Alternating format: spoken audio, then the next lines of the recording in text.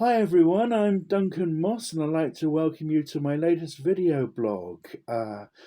Today I'll be talking about my love for the Beatles and the Rolling Stones, and I'll also be talking about a little bit of news that broke about 48 hours ago.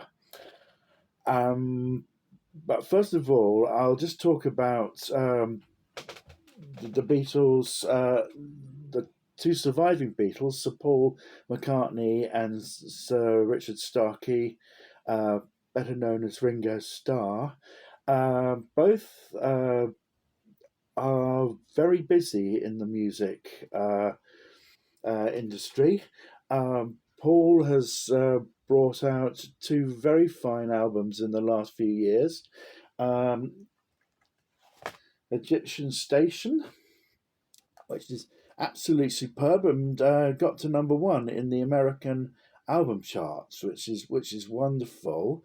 And then very soon, not that long afterwards, McCartney 3, uh, which has that cover, and it's got, I think, a very uh, you can see it. It's got a lovely picture of Paul on the back. It's on horseback, and the inner cover has, I think, the picture of him on horseback there. Beautiful horse that he's riding, and lots of other montage of interesting photos.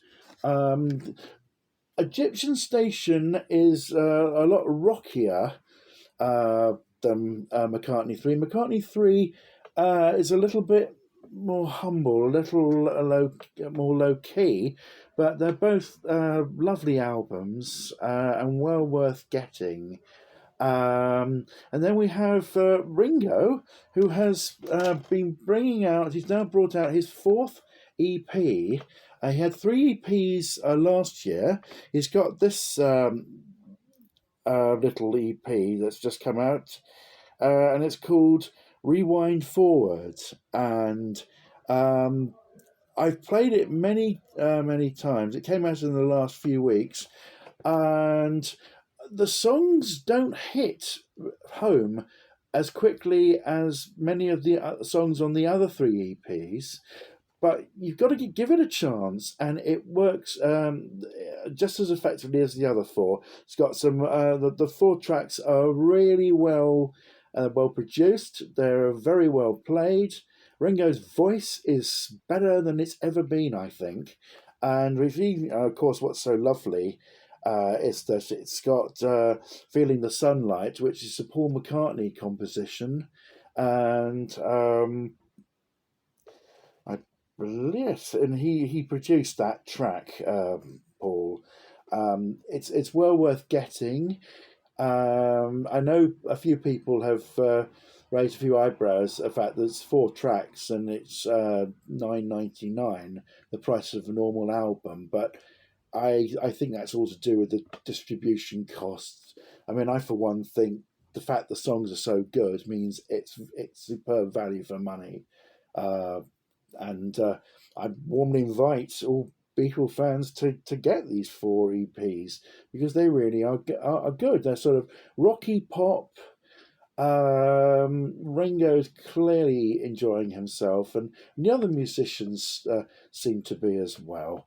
And he's done some very successful gigs in the last few months, and which is wonderful. And Paul McCartney is currently on tour of Australia, and he's been getting very good write ups.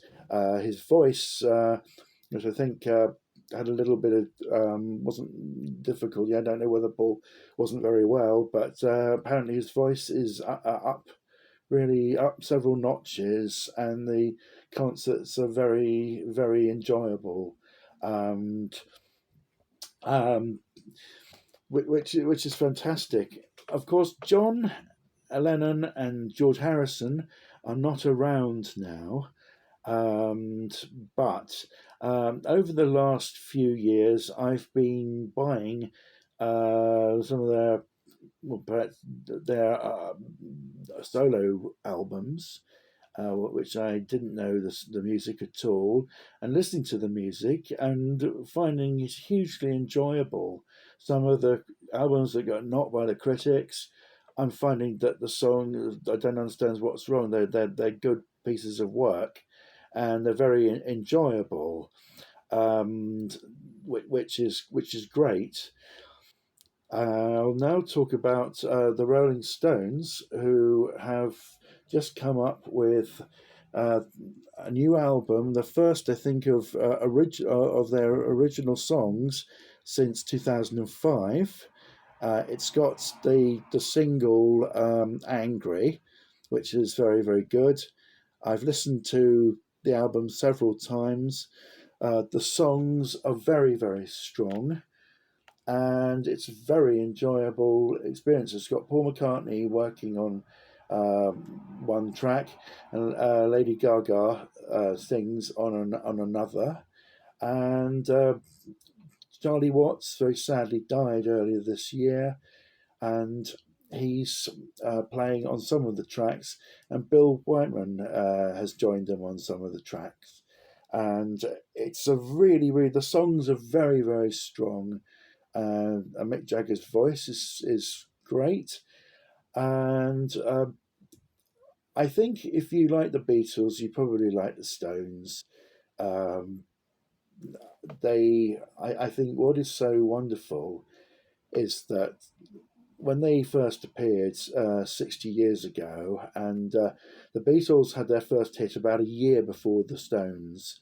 Um, the Stones had their first hit, I think it was I Want to Be Your Man, which was a Beatles song, and that got to number 11 in December of 1963.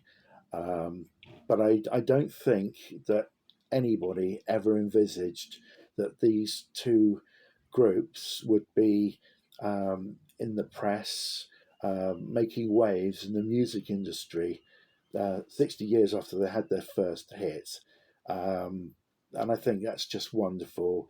And I'm quite um, patriotic to say that they are both British. And um, yeah, I'm proud to call myself a Beatles fan. I'm proud to call myself a Rolling Stones fan, although I don't have a massive amount of the Rolling Stones work. I've yet to sample a lot of their work albums.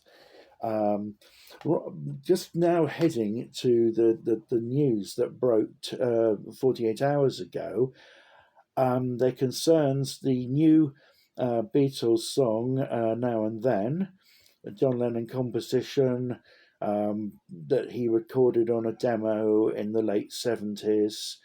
And the Beatles were working on it, the surviving Beatles, in the mid 90s, but they gave up with it because John's voice wasn't.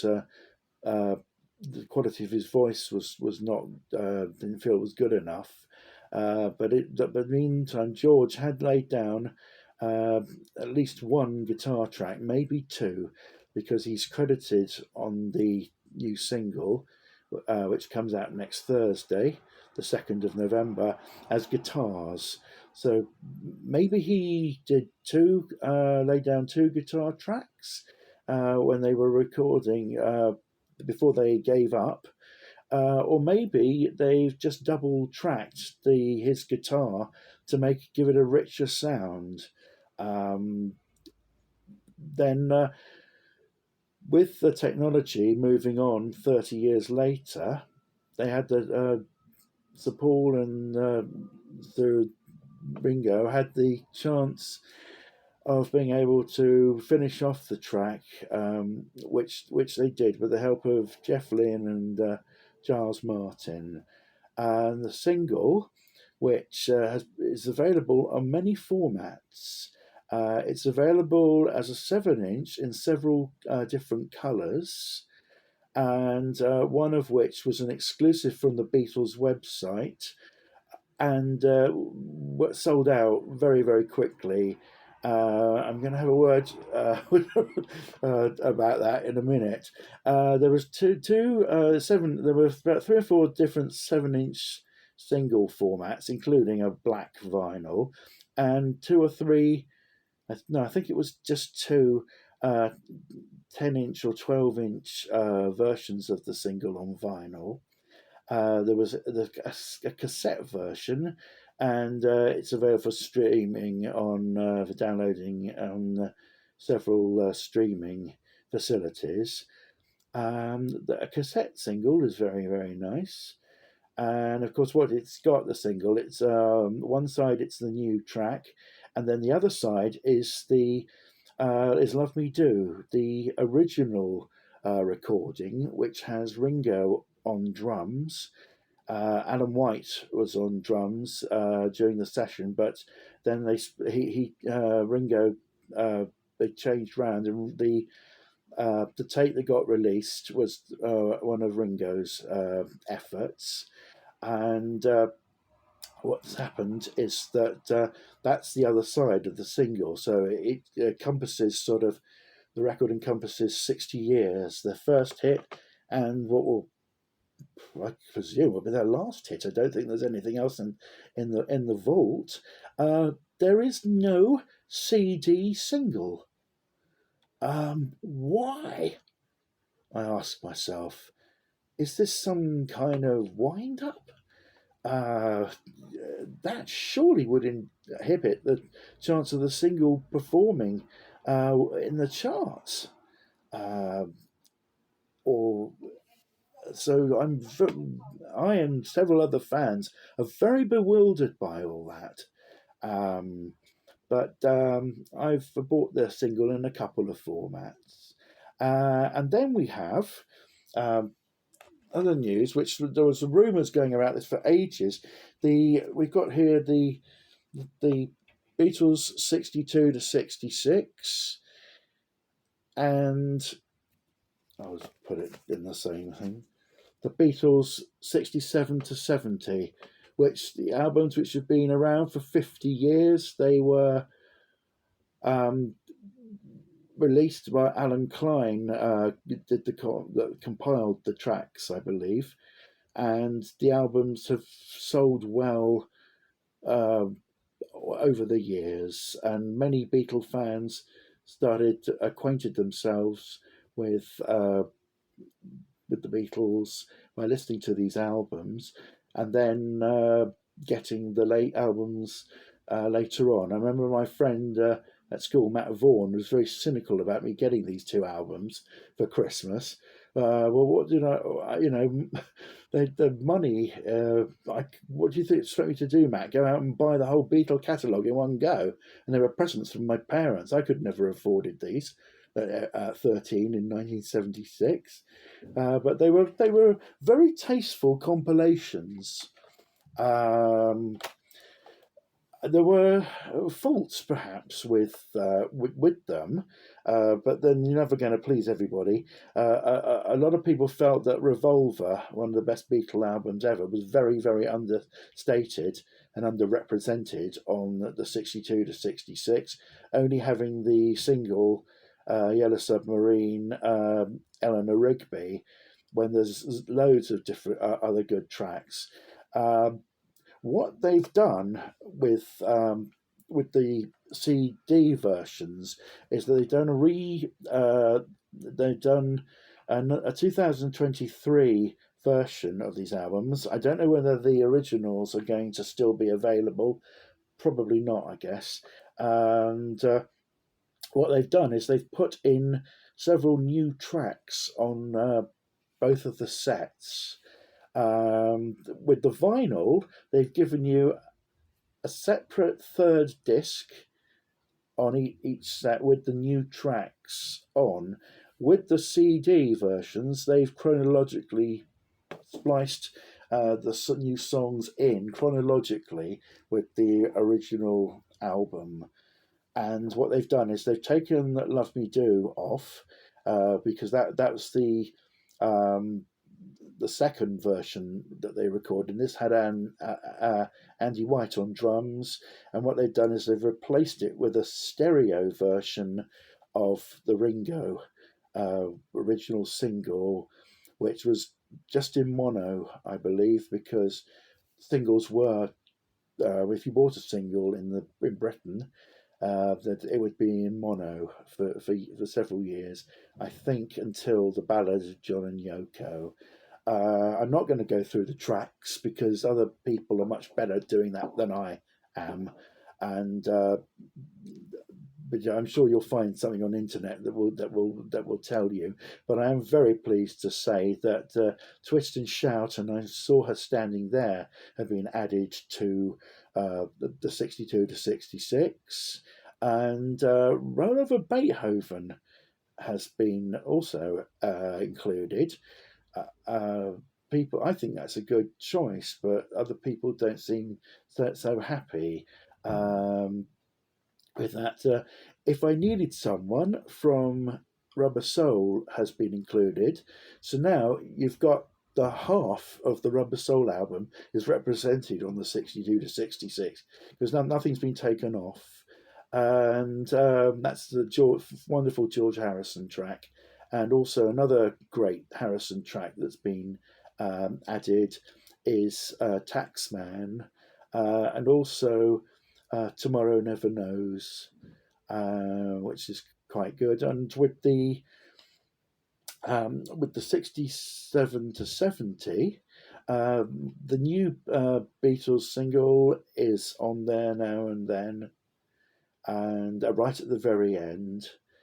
We were surprised because a lot of people hoped that Free as a Bird and Real Love, which was the two uh, Beatle recordings done in the 1990s, would also appear on there, but they're not there uh, for some reason.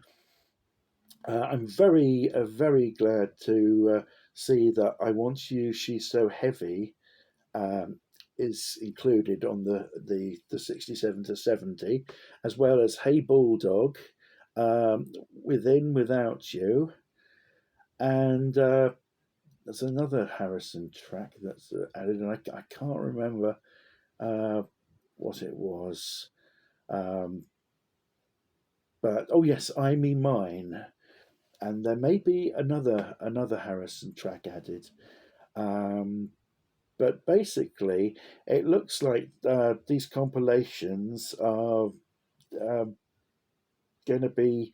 They've been put together with a lot of care. It doesn't seem that there's been a load of cowboys all trying to uh, make a mediocre set. It does seem to be a very great to really good set. I'm a little bit disappointed. I would love to have seen Yeah Blues added to the album. I'm not the 67 to 70 from the White Album. That's just a fabulous Lennon track. But you can't please everybody with everything. I think they've done quite a tasteful. Um, the CD versions are obviously a lot cheaper than the vinyl versions, and there's a scramble because they've also released them in red vinyl and blue vinyl. So I suppose we've got to now wait until the single is released next Thursday, the 2nd of November, to hear it. The demo is on YouTube, but I don't. I've heard it once, I think, but I want to wait and hear this new Beatles track. And I don't. I'm sure that the boys have not let us down, and well, I think just saying that. I think it's fantastic that the Rolling Stones and the Beatles are doing what they're doing today. I'll finish off with a lad at school. Uh, this was in 1981. Read a letter in one of the music papers slagging off the Rolling Stones, especially Mick Jagger, saying they were too old and basically past it and should. And uh, Jerry, to his friends, was absolutely incensed by this. So he wrote a letter up to the music paper and said, I don't care about how old Mick Jagger is, whether he's bald and in a wheelchair and something like 97. If he can, as long as he can sing, I can't get no satisfaction. The other songs, I don't mind what the situation is. And it won a it got a this was in 1981, and it got star letter of the week. And but as I say, in 1981 felt like it was pushing it a bit, but now uh, that's over 40 years ago now. So I've got a feeling that both of these groups have got a few more tricks up their sleeves. What I do not know, but we haven't heard the last of these guys. Let's face it. Anyhow, I hope you've enjoyed listening to me waffle. Uh, if you like what you've heard, please subscribe and take the like button, or pass it on to a friend. Anyway, you take care now, and happy listening. That's all I can say. God bless.